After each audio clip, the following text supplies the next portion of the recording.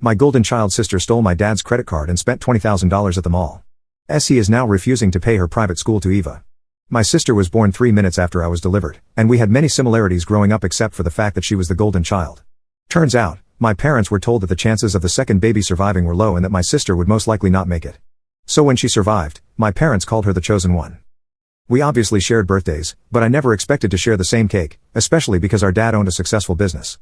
As we entered high school, our parents sent both of us to private school, and I found out from my aunt that I was sent with my sister because my parents didn't want anyone noticing the discrimination.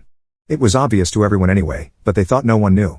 As my sister grew up, she realized that she could ask for literally anything and my parents would never say no. On our 16th birthday, my sister got a car while I got some clothes. While everyone was standing around her new car, I asked my mom if the car was a gift for both of us. She looked around and saw everyone staring at her, waiting for a reply.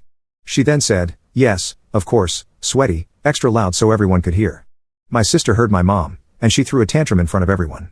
She started slamming the car's door, and my dad stopped her. I then saw him whisper something to her ear, which I suppose was along the lines of "the car is yours. Just play along." He then calmed down and invited me to the car. A few days after the incident, I asked them why they treated us so differently, and their reply was that her existence was a miracle. My dad also added that my sister would be in charge of his business in the future, so she needed to get used to the luxurious lifestyle. They really thought they could rely on her for the future, but little did they know that my sister was stupid. They never checked on our school progress or grades. Instead, they trusted whatever my sister said. Our teachers showed great concern regarding her grades, but my parents never knew. I tried showing some form of gratitude towards my parents by trying hard at school because I knew they were paying $60,000 per year for both of us. We are set to graduate this year, but I don't think my sister will get her diploma because of how badly she messed up.